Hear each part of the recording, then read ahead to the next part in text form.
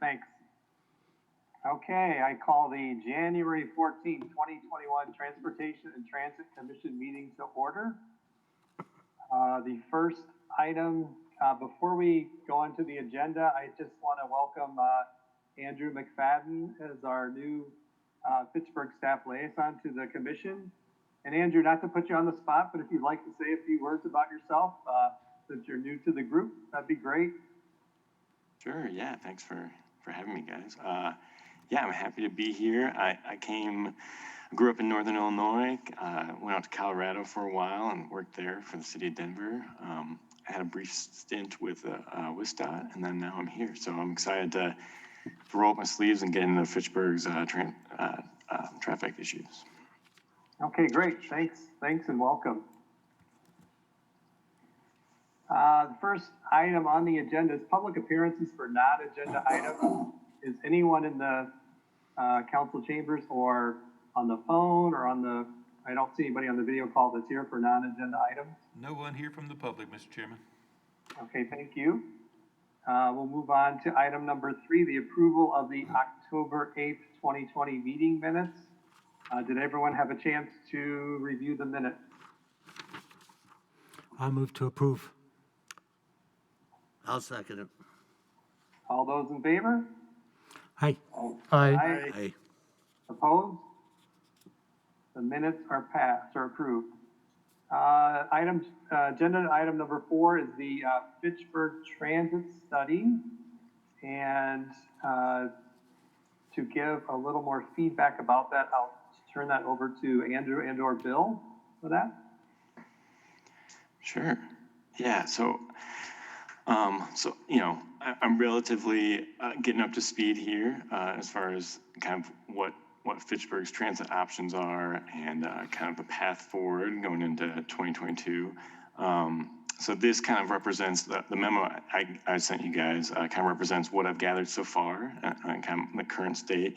But you know that we'll add to it as more information is known. So you know, really it breaks down kind of what some of the existing transit services, you know, whether that's daily routes or weekend routes. And then, you know, we get into some of the metro costs, and that's, I think, maybe one of the biggest changing aspects, and it's very fluid. As you know, with COVID, some routes were canceled, also some capital costs going up. Costs kind of keep changing, and that's primarily because metro transit has a lot of fixed costs, and when those service hours go down, you know, it's divided by that fewer of hours. So certainly we have some, metro transit has some increased costs during COVID, and then we'll likely see some increased costs going further. So we started wanting to pull this together, and I know that you guys had, you know, this came up in previous commission meetings. So I just kind of want to make this kind of a one-stop shop for some resources. If I'm missing something and you guys want more added, feel free to let us know. But this is just kind of getting the conversation started. So you can see here kind of what the 2021 budget costs are for our partner statement. And so we're looking at 502,000 currently. And I have asked Metro for a 2022 updated cost estimate and haven't received it yet.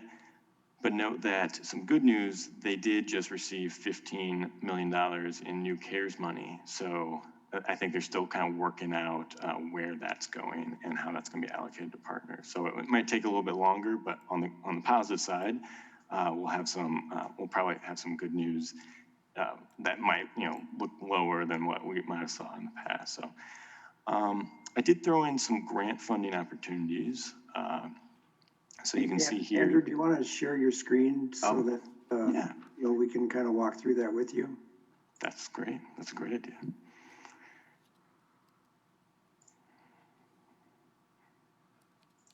Okay, can you guys see that? Can now. Okay, awesome. Sorry, I was just gonna hit the highlights and then go into the weeds, but this is good. So you can kind of see here, existing transit service. So these are currently 7 routes running through the city of Fitchburg, 6 of which we pay for. The 75 is funded by Verona and Epic, and that runs through Fitchburg, but we're not charged for that. This is a quick map. It's not hugely legible, but we have some dash lines for some of the service that runs either, just during weekdays or just during weekends, or the commuter route from the 49. So that gives some frame of reference. We have some of the route information here, headways, and we do have a glossary in case you guys aren't familiar with all the transit lingo. The service hours, how that breaks out in terms of our, how, this adds up to 100% of what we are actually kind of attributed our service hours. And here are the boardings. And I threw together some of the peer city, around the region, from what they're seeing in terms of headways and boardings per service hour. So that kind of gives a good frame of reference for some of our peer communities. And then, as I was saying, with the metro costs, so you can see here that 502 number, and then that gets assigned to each partner based upon how many service hours they have, and so it's just that $191 per vehicle hour kind of assigned to the partners based on how many vehicle hours they have. And then that's similar with revenues and the aids. So right now we get some aids through Metro Transit for our transit service. You can see that representing the federal, the capital, and the state aids here. But there are kind of some alternatives to that, and we want to just keep our options open. So we did earlier this week we asked the mayor to sign a letter of intent to WSDOT. It's a non-binding agreement, but it would just give us an option to request the state urban mass transit operating assistance directly from WSDOT instead of going through Metro Transit for 2022 if we deem that's necessary. The requirement was that we had to submit that by January 15th to be eligible for the next year. So we did. And so this kind of starts the conversation of whether that's necessary. But we just want to keep our options open. So you can kind of see the explanation of that. It gets a little murky in, what's federal and what's state.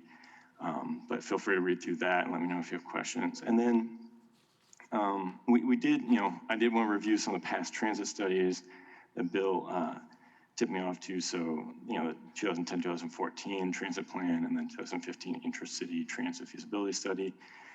So those, a wealth of information and lots of useful kind of demand analysis and some options and certainly some of the implementation steps. So, I ran through that, and it was very useful to kind of lay out some initial options for us to look at going forward. And I present some of that in this next section of kind of types of transit service. And so you can see here, there's certainly, well, everybody knows the fixed route, but, and I'm sure some of you guys know some of these other options, but the flexible route bus, a lot of people talk about route deviation, that's pretty simple to understand. It's the fixed route, but you could go off, and then serve like a cul-de-sac or a kind of medium density housing that's just off the major corridors. But there's a lot of other options too, point deviation, request stops, flexible route segments. So, they're all a lot of kind of shades of the same thing, but the kind of intent is that there are a lot of options where, transit doesn't have to be just a call and ride or just a fixed route. It can be something in between. And so that's kind of want to present some of those.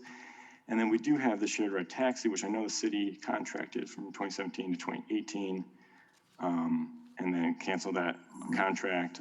But I do know that Stoughton and Sun Prairie currently contract rideshare services for shared ride taxi.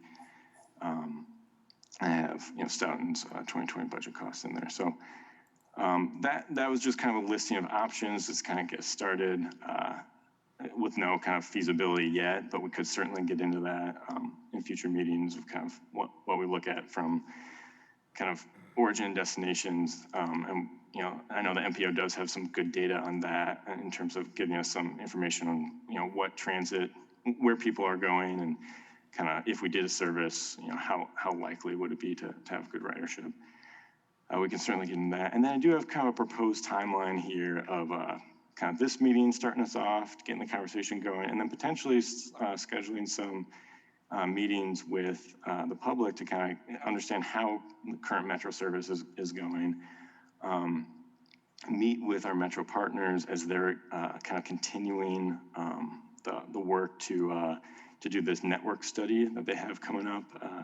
that they'll know, some results by in 2022. And then just learn a little bit more about kind of what our residents' needs are, and what kind of develop a short list of options that they feel like would be helpful, both from our current partners with Metro and from potentially intra-city service as well. So with that, I know that was a lot of information. I'm sure you guys already knew most of that, but it helped me to kind of get up to speed with you guys. So yeah, do you guys have any questions about that? Yeah, I do. This is Rich.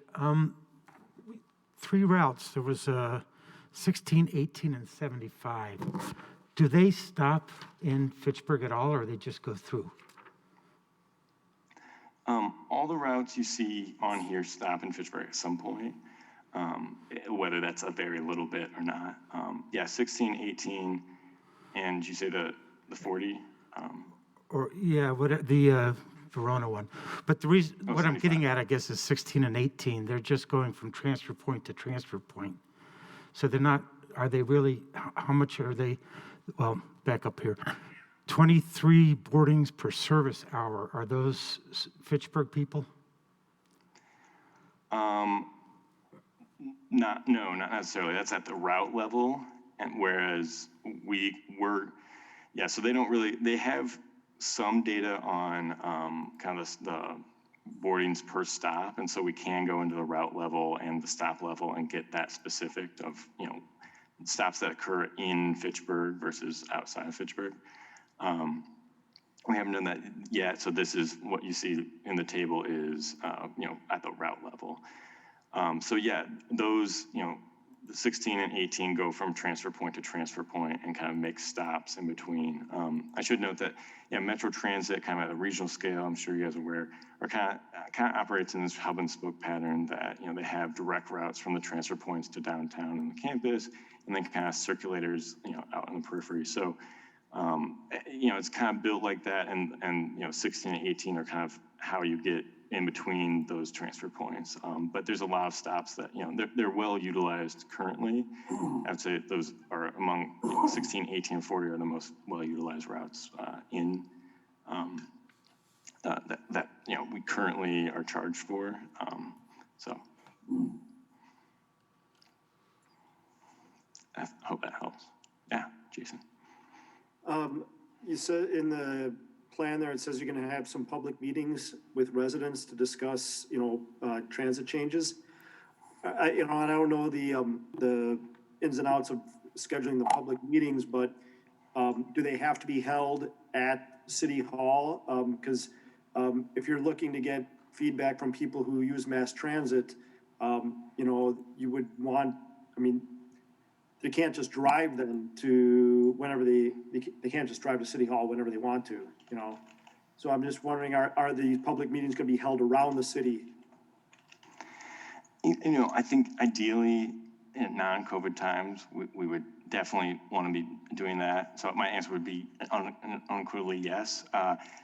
Knowing that we're in a pandemic, I would say we would have probably one at City Hall and then try to have one in the community, or certainly have two different times throughout the week so that, folks that can't make it to one can make it to the other. And right now, kind of just to kind of skip down to that, what we're proposing is potentially 2 kind of initial kind of information gathering meetings held at different times in February and March, and then 2 kind of, let's narrow down some options and see what people are interested in, just kind of at a high level. And so, yeah, we're looking at varied times at least. I'm working with Alder Gerhardt to kind of lay out where those might be and it's a little bit more of the specifics, but we want to at least get this in front of you guys to make sure that this generally sounds like a good idea. And if you have suggestions about where and when to hold these, we can definitely, I'm open to that. If I can jump in really quickly, Jason, I appreciate the question. I agree that we have to make sure that we're making these accessible to people that depend on public transit and therefore probably couldn't get to City Hall easily. I'm interested in potentially doing, once we determine dates and times and however we decide on that, I would love to be able to actually post physical flyers on the bus stops. I know that's not perfect because not everyone's traveling right now. If we can maybe spread the workload amongst different people and try to get, obviously we'll take them down afterward, but I think that's the best way to get at people that are truly riding the buses. And I'm happy to lead that effort. But yeah, I think it's going to be complicated. And I did talk to Andrew as well about potentially having some sort of online survey that people could complete if they're not able to attend the meetings. But yeah, I think we should be as creative as possible. And if you have suggestions, I would be, or you or anyone on the committee has suggestions, I'd be very interested in hearing them.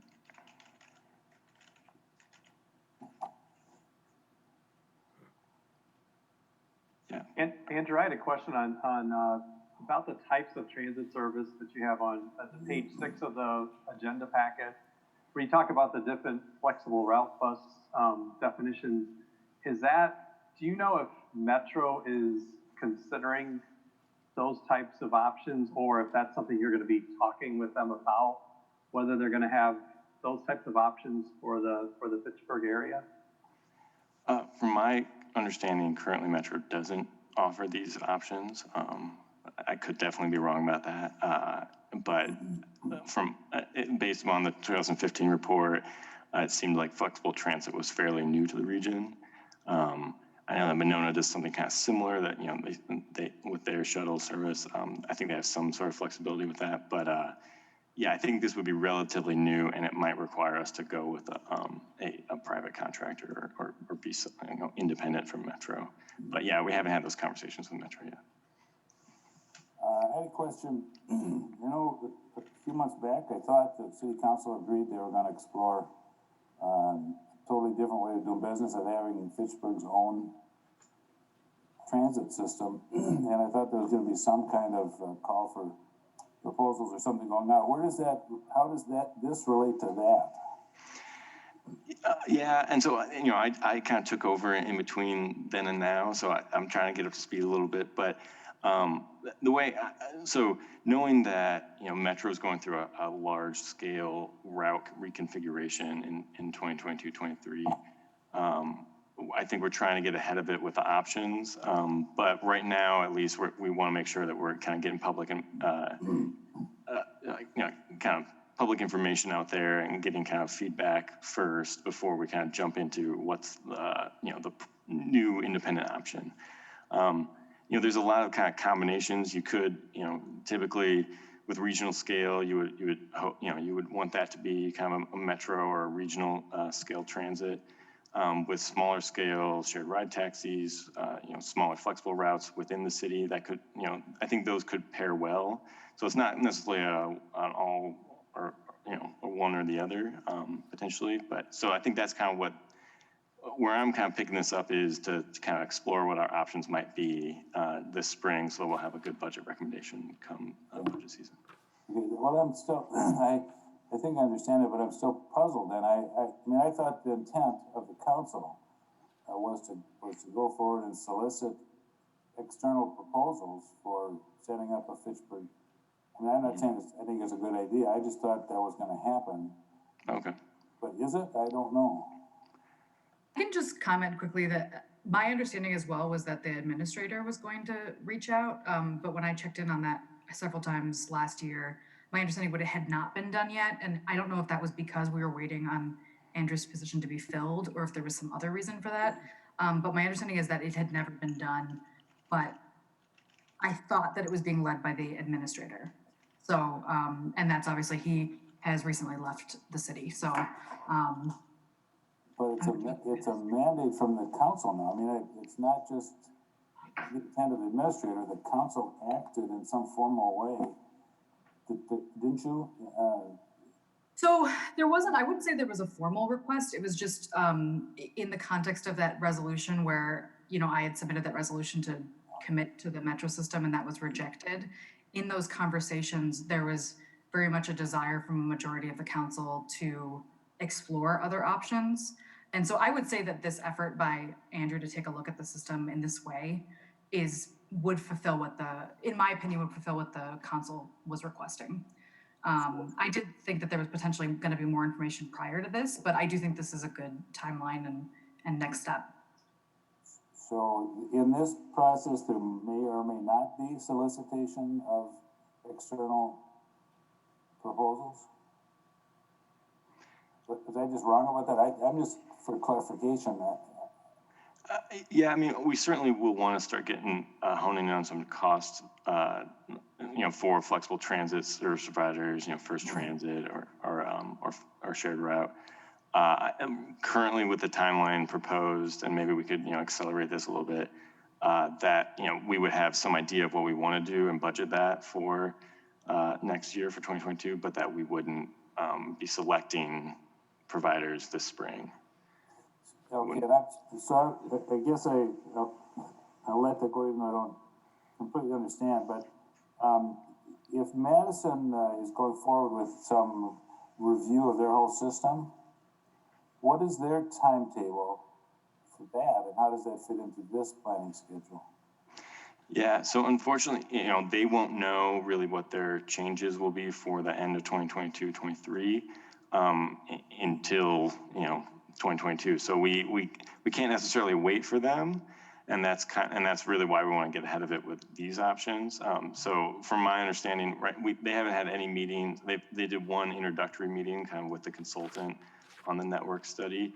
But they haven't brought in any partners on it yet, and they haven't done their design charrette, which is kind of what some of their initial steps are going to be. So we'll know more then. I know that they're looking at 4 scenarios or developing 4 scenarios.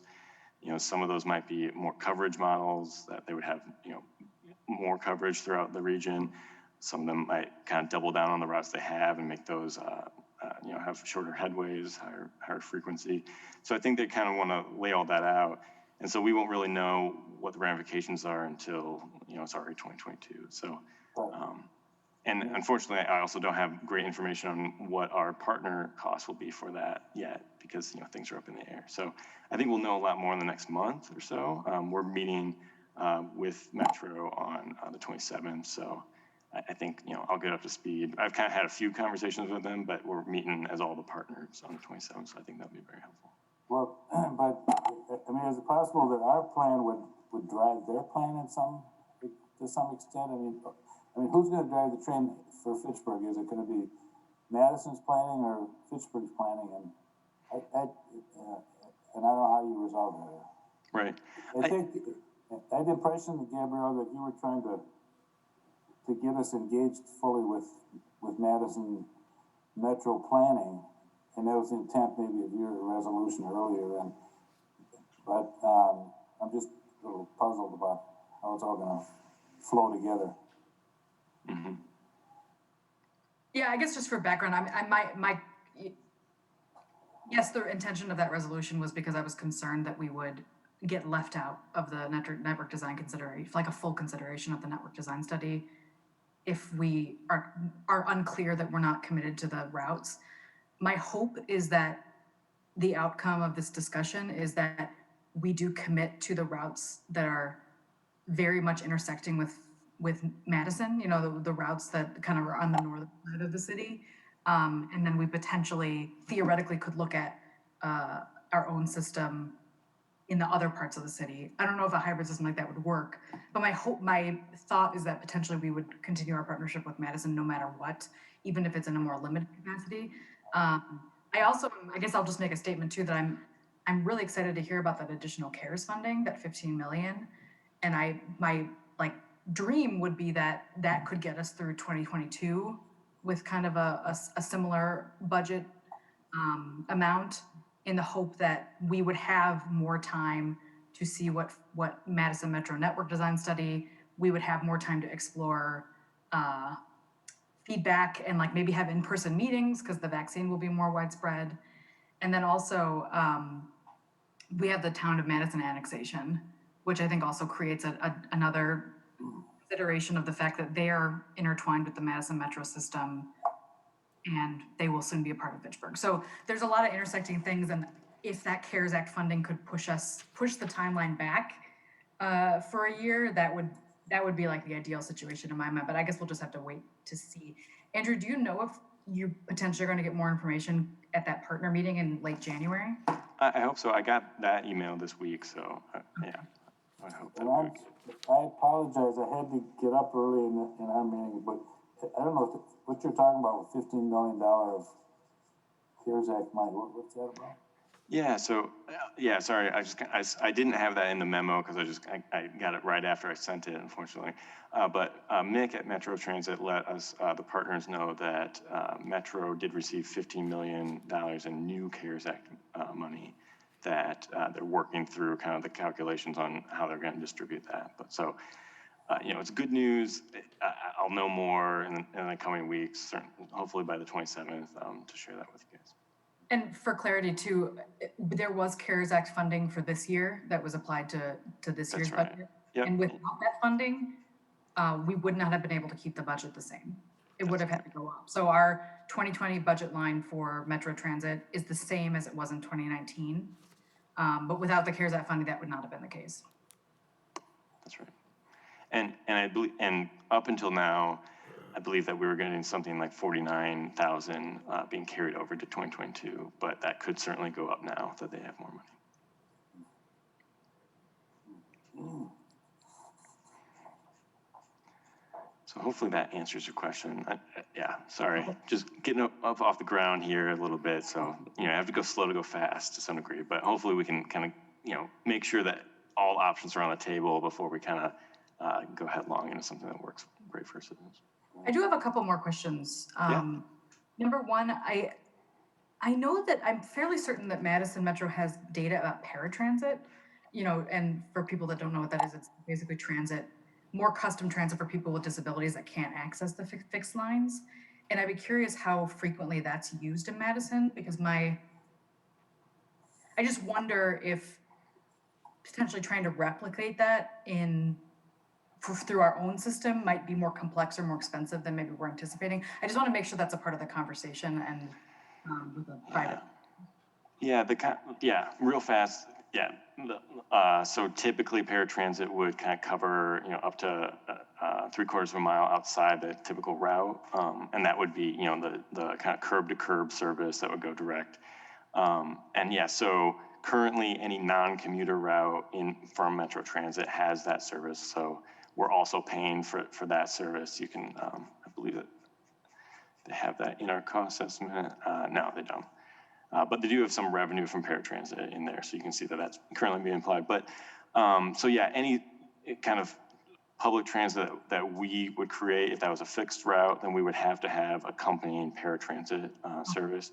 If we did a flexible route, like we could, some of those options laid out, as long as it had that 3/4 of a mile buffer, it could meet the needs for paratransit as well. So. Because it's an ADA requirement. Yeah, exactly. And that you could call it, and it would come directly to that curb. Great.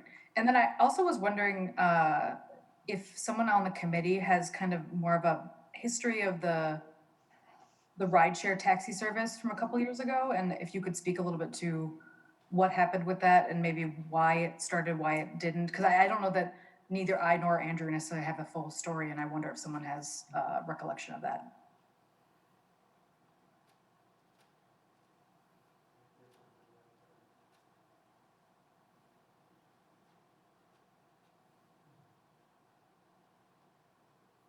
I know the person that used to be on our committee who really helped with that is no longer on the committee now.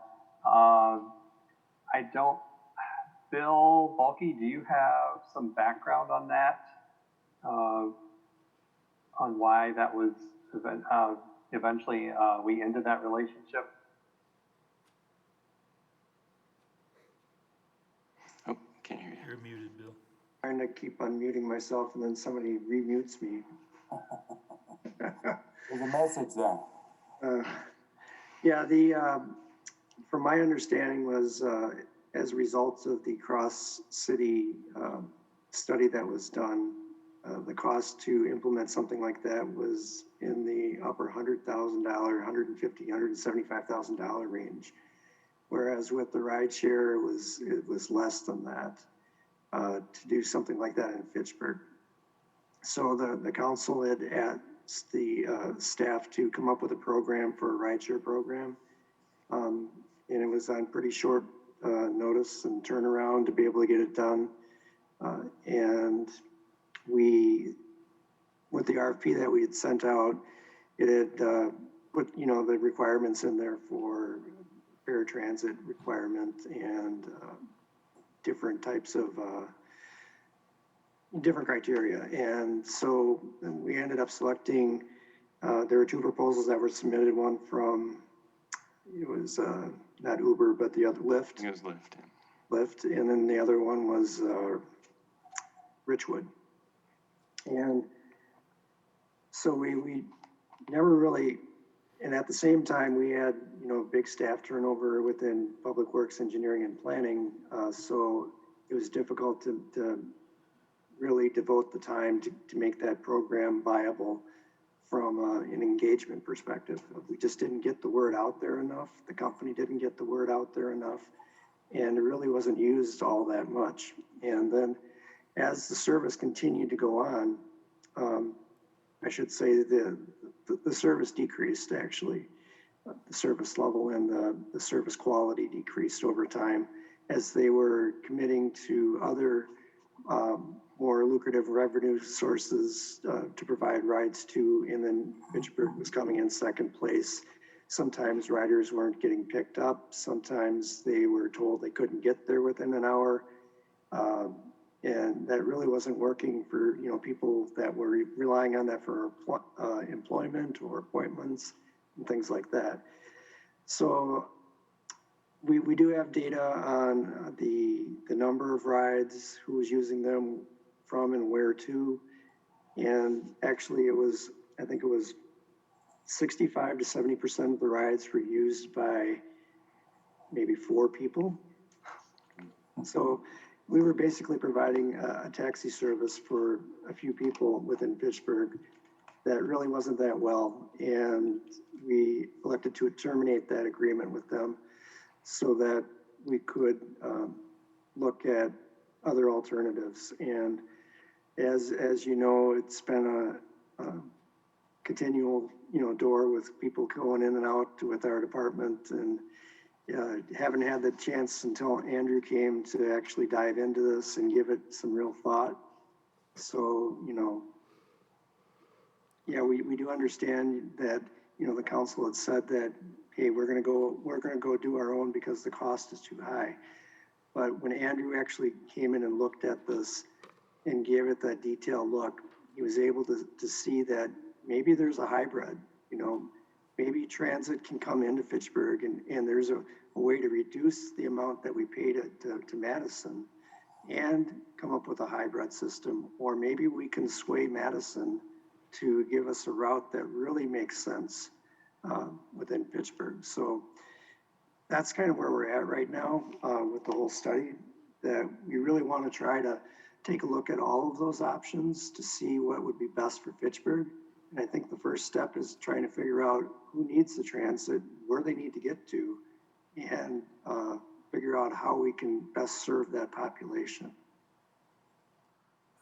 This is Troy. One of the problems we had was, I think one of those 4 people was actually not a Fitchburg resident, but just outside the boundary near Target, or in that shopping center. So I think one of the problems was there was really no way to identify who was a resident and who wasn't, either coming to a allowed point outside the city, which I think there was 4 or 5 specified, and within the city it was just, you know. So my thought when I heard about that was, you know, maybe the city council could consider some sort of transit pass that a Fitchburg resident could buy for a nominal price, $10 or whatever it is, you know, and then that could be used to establish residency for taking advantage of these ad hoc services.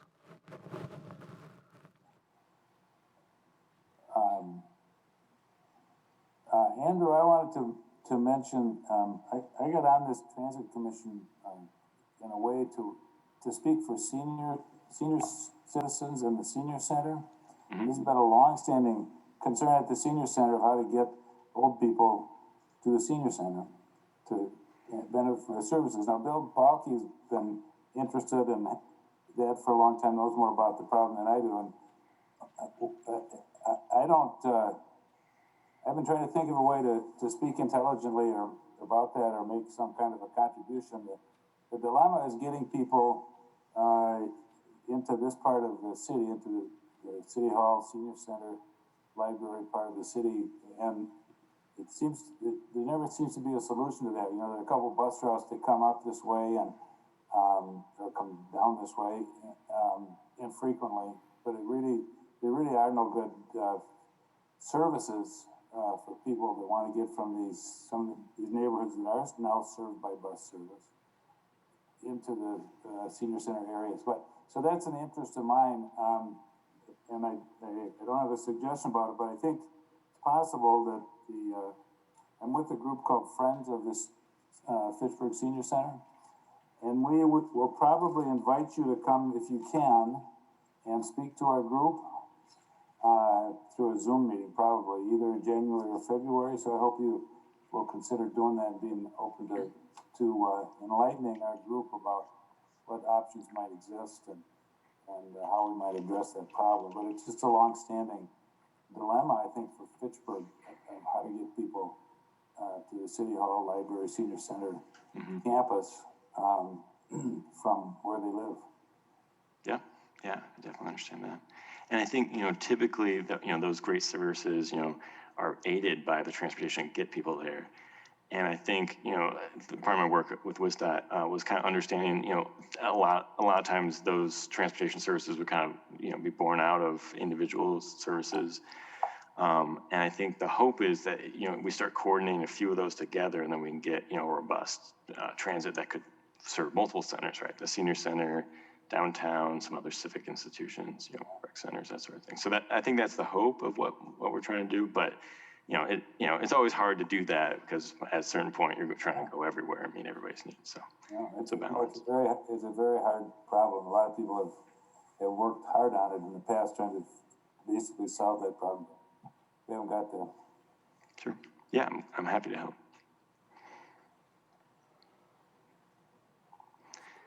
Awesome. Any more questions? Oh, go for it. I was just going to say, any more questions for Andrew on? I just got one last quick one. Sure. Do we need our own consultant to work on this? Like, obviously, like, we have a staff member, but like, if we could find some funding in the city budget to help you work on this, is that something that you could use? I mean, it couldn't hurt. I know there is some funding from WISDOT to, an 80-20 split to fund those sorts of transit studies. So it could be, yeah, I think that would definitely help. I think initially we're trying to just at least get this off the ground, hear from some of our residents. But if this is going to be a more robust study, and certainly some coordination, ongoing with Metro as they get their route study done. Yeah, I think that could be helpful. Great, thanks.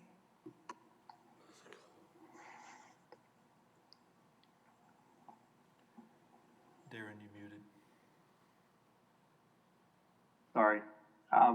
So in the proposed timeline, it appears that, we're going to have a couple public meetings, and then I assume we'll see the results of that feedback, and then this commission will kind of chime in again on that or put our input in based on the comments that we get back from those meetings, and then kind of make a recommendation to the council.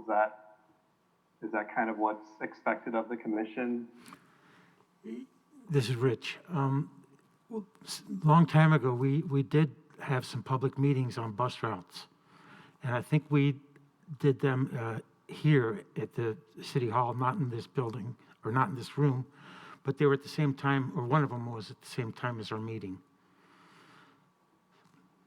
for whatever that's worth. Yeah, I do recall that, and I do recall we had we tried to have a meeting on the north side of town. I'm trying to remember if it was at the Boys and Girls Club or another location, and unfortunately no one came to the meeting, but that doesn't mean we can't try again to do maybe another location, even besides the City Hall.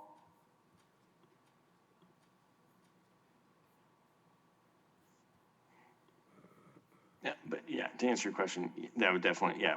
I think our intention is to come back to you guys with those results. And you're certainly invited to attend those meetings. Get your feedback. Okay, great. Thanks for the overview of the transit study, and this will be very interesting to see how this plays out with Madison Metro. And Gabrielle, you had mentioned that you were looking maybe to do a survey of some of the riders in the Fitchburg area. Do you know? You may not know this yet without us meeting with Metro, but if they're going to try to survey their riders across Madison, like at the same time this spring, or would this be, done in conjunction with them or just separately for Fitchburg? Andrew might have a better answer to that. I don't know, but I do know that my understanding is that they're very helpful. They're very open to helping us facilitate listening sessions or be involved in that because they do want the information. But I think part of my impression is that part of their consideration is that they think that they know that we know our city better than they do. So I do believe that they're willing to assist with us, and they might have some feedback about what the best way to go about that is. But Andrew, I don't know if you have anything to add. I can certainly ask on the 27th. I haven't heard that they're going to do a survey as part of this, but that could certainly be part of their scope. So, yeah, and it would be nice to piggyback on that. I think what Alder Gerhardt was talking about earlier was that potentially, a Fitchburg-only survey, just an online survey through ArcGIS. Yeah, I just like if we do end up doing signage on the bus stops, I guess I would like there to be a way for people to take action, even if they can't do a listening session. Because I hate for someone to see a notice and they're like, well, I can't make that. And then there's nothing else for them to do. I want there to be some alternate option for them.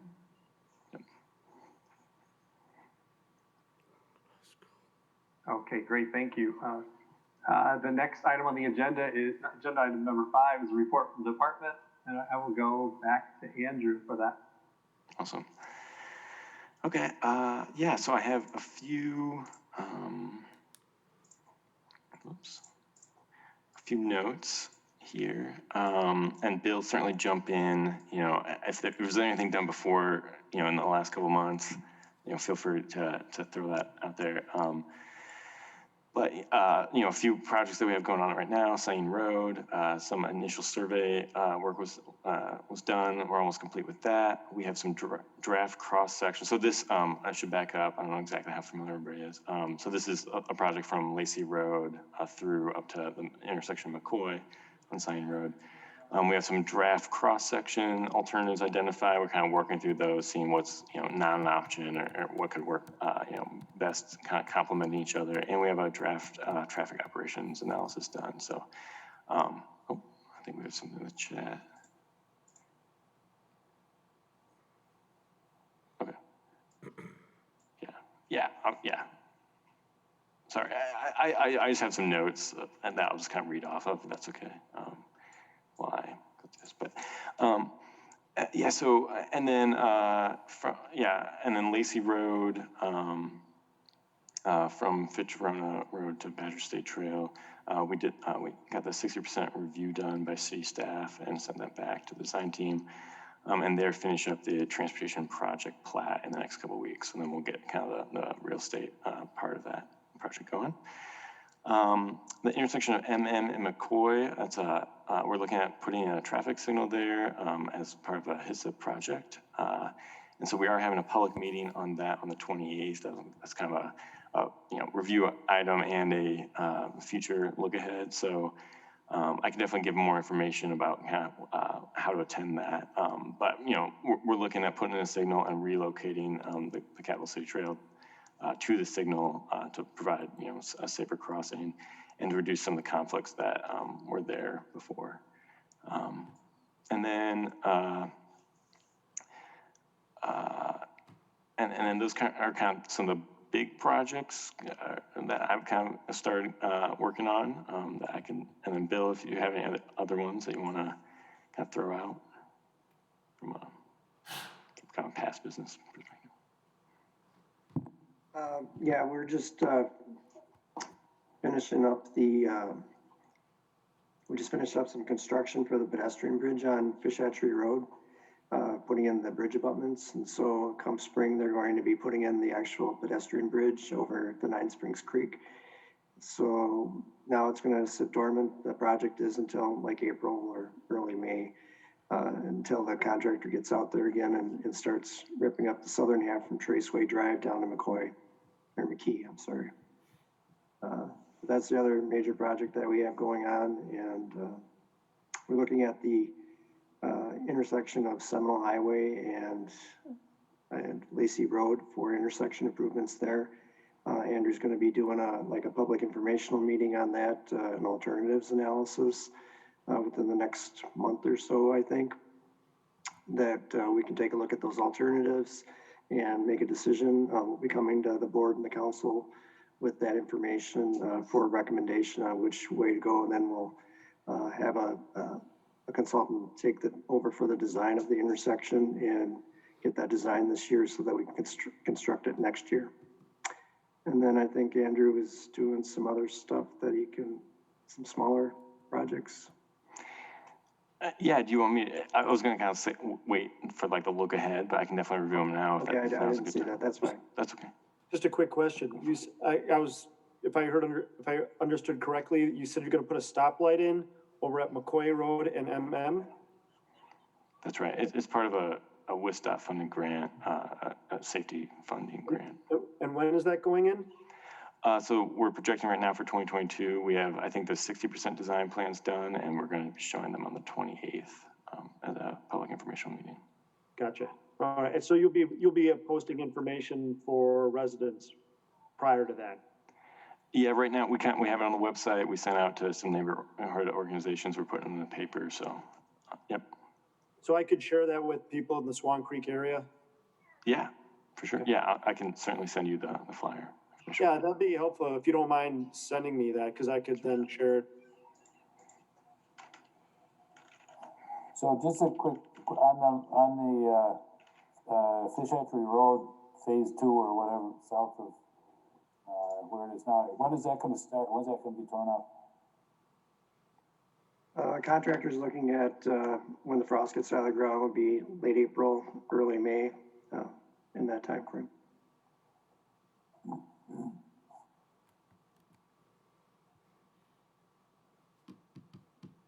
Any other questions for Andrew or Bill from their report from the department? If not, we will move on to agenda item number 6. It's ordinance 2021-001, an ordinance amending chapter 68, article 3, division 4, speed limits. And I will well, first of all, I guess we need a motion to approve so that we can discuss the ordinance. I move to approve. Second. All right, discussion. I will refer this back to Andrew as well. Awesome. All right. So just gotta share my screen again. So this is a memo that I sent out. And so this kind of documents some of the information that was both collected before I got here and then that I collected and reviewed in terms of kind of looking at what the Fake Glen speed limit might, what our target speed might be for this roadway. So the document just kind of lays out kind of what analysis was done. So, based on WISDOT guidelines in terms of a speed study. So we did collect some data kind of on the northern, kind of central section of Fake Glen before I got here. So you can see kind of what the 85th percentile speeds were, and that's a typical measure that we use in terms of citing that kind of what people feel comfortable doing. I believe that this initial study came out of some residents kind of off of Quarry Hill and Lismore, this section of Fake Glen. So that's kind of the impetus for this study. We started looking at what the speeds were there. We just have our radar camera, our radar detectors there. And we saw that, it's signed right now at 35, but people were actually, that 85th percentile was actually lower than that. So people weren't driving that full speed limit that they could. And And the 50th percentile, which is kind of another measure, what the typical driver is doing there, it's actually closer to 27. So, much lower than what our speed limit is. So that was kind of reassuring from like the compliance was pretty good. I mean, I think we only had about 2 to 3% of violating that speed limit. So that's great.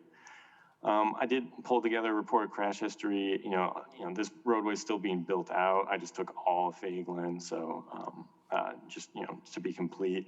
And really, there were not a lot of crashes, and most of those were directly related to Lacey or on Lacey. So really not a traffic collision issue. We want to understand kind of the density, the context, the roadside development, how many driveways there are. That kind of helps inform, what context we might want to, what this road is currently being operated as, as a residential collector, and then, what the target speed should be based on that. And then just, on the southern half is in the newer section south of the trail. And so that was actually designed to a 25-mile-an-hour speed limit. And so, there's a lot of debate between, design speed, operating speed, target speed.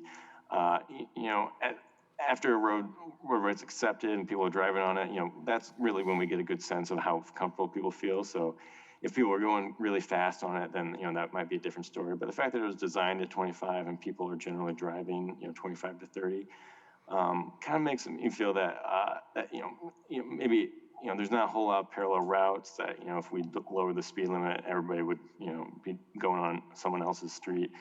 So there wasn't really a diversion concern with that. And then we did look at something that FHWA released, a U.S. Limits 2 tool, just to kind of get an outside kind of expert opinion, using this tool. And, it takes into account a variety of information from driveway density to volumes, crash rate, bike ped activity, and then the operating speeds. And it spits out a limit, a recommended limit. And in this case, it was 25. So it kind of correlated with what we were thinking. And so, in conclusion, this roadway is kind of changing quite a bit, but just based upon its current character and the fact that it's, primarily serving residential traffic and will be for the, for the foreseeable future, I think it makes sense to lower it down to 25, and compliance should be relatively good with that based on current operating conditions. So with that, I'll hand it over to you guys. Any questions? I have some glossary here if you guys are interested in some of the terms I used.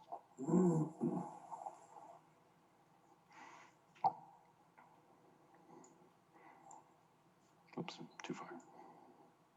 I shouldn't put all this together. Well, I can say, Andrew, I personally use the trails in that area crossing that road, and I think it makes sense. I don't see people really speeding on that road, and it's becoming more and more residential, and it just seems like a no-brainer to me to lower that speed limit. There are a lot of trail users in that area that where trails cross that road in a couple different areas, and it's getting busier and busier with all the new home building go up. So I think it personally makes perfect sense.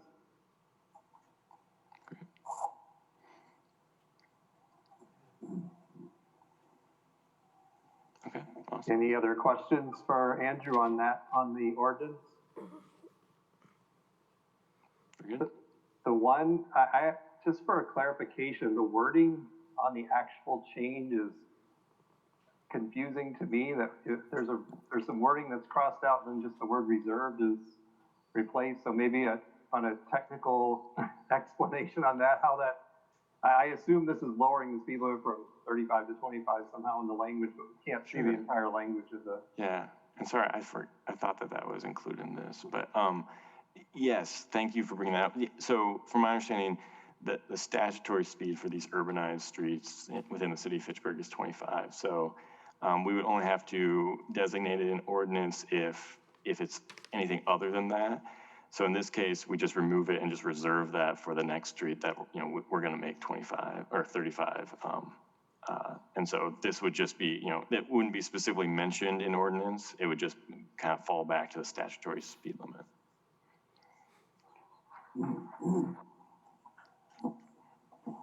So you're just reserving that paragraph number is what you're reserving. Yep, exactly. For the next road to come down the line. Yeah.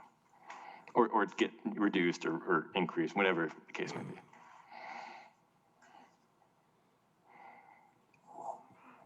Thank you for that clarification. Any other questions about the ordinance before we vote? So we have this on the table, officially the ordinance 2021-001, amending chapter 68, article 3, division 4, speed limits. All those in favor of passing the ordinance? Aye. I, Aye. Opposed? The ordinance passes. The next item on the agenda, announcements. First is the next TTC meeting is scheduled for February 11th. Andrew, do you know if we will have any agenda items that will be coming up for that meeting, or anything that you can give us a preview of?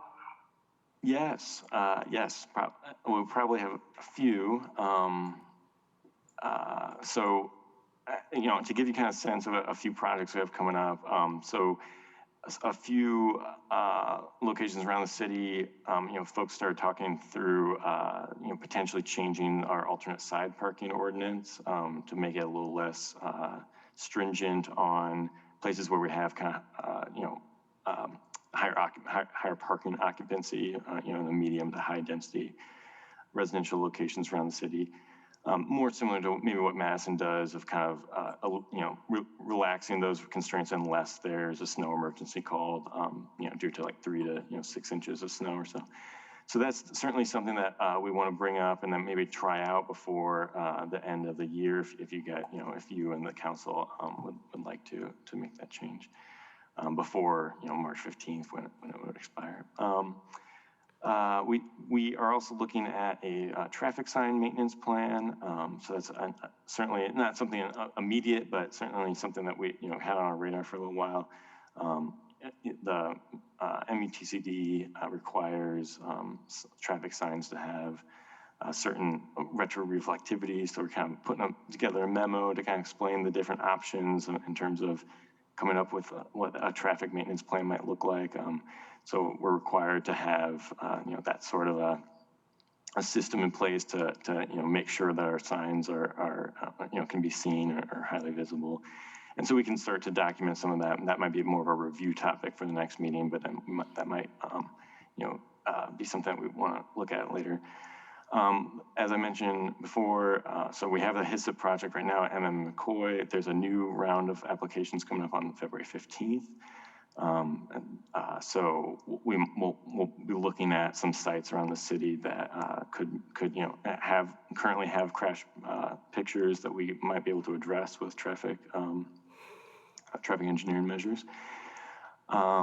We certainly have the same project that, you know, we'll be able to bring the cross sections to a public meeting and then bring that to you guys on what we find out from that. Sorry, laundry list here. It's like, sorry.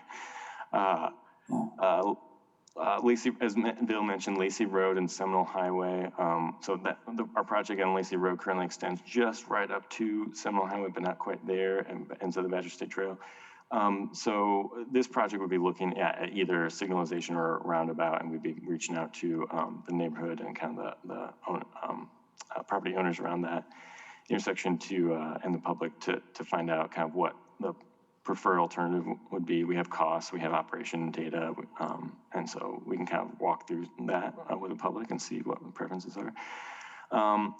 I know we get a lot of speeding complaints, and we do have a neighborhood traffic management program process. And so, you know, potentially a topic that we might want to talk about if you guys are interested would be, you know, how do we kind of trigger to that full process, and how do we coordinate with enforcement on, you know, the day-to-day complaints that we get? How do we go from, you know, a resident has an issue to what do we do about it to, okay, now we're going to do the full NTMP process. So that could be certainly a topic. I just want to kind of give you guys some options, you know, whatever the issues are that you guys are hearing about in the city on transit or transportation. I'm happy to kind of start to review some of that stuff in hopes of changes. I know that we're looking at contracting with a vendor to get pavement condition and potentially some asset information from around the city. So that will be coming up in the next couple months. And then they could yeah, get in here as soon as May to start doing that. So that's pretty interesting. And then, just other things, weight restrictions on certain roadways and that sort of stuff. So I feel like there's a lot of options. So if there's anything that you guys particularly want us to review, please let me know, and I can certainly kind of tailor a memo to kind of start to introduce that topic.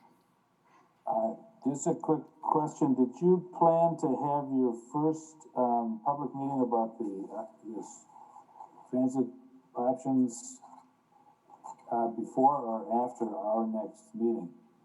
And does that matter to anybody in our group? We said February to March, so it will probably be, on or after the next TTC meeting. So we'll be meeting before your first meeting. I think so. Yep. We still haven't finalized the date, so we'll be working through that. We want to make sure that process made sense to you guys first, and then, yeah, we'll definitely start looking for dates now. Well, I think it's probably a good idea to have it that way. Okay. And Andrew, I love the idea of talking more about the neighborhood traffic management plan process. Okay. Because that comes up very frequently with the alders, certain particular projects come up, and figuring out how to make sure that we're moving people through that process in a way that makes sense for staff, but also is getting answers to the public on how the process works. I think that would be a great discussion. I know we looked at the form last year sometime, but reopening that would be great. Okay. And certainly, I offered speeding complaints because I know we get a lot of those, pedestrian crossing treatments and maybe a process for that. All those things of like one complaint and the kind of spectrum of how that gets elevated to a full, NTMP or project. That might be a helpful process to walk through. Thank you. Thanks, Andrew. Any other announcements? If not, would someone like to make a motion to adjourn the meeting? Also move, we move, adjourn. I'll second. All those in favor? Aye. Aye. Aye. Aye. Opposed? The meeting is adjourned. Thank you all. Have a great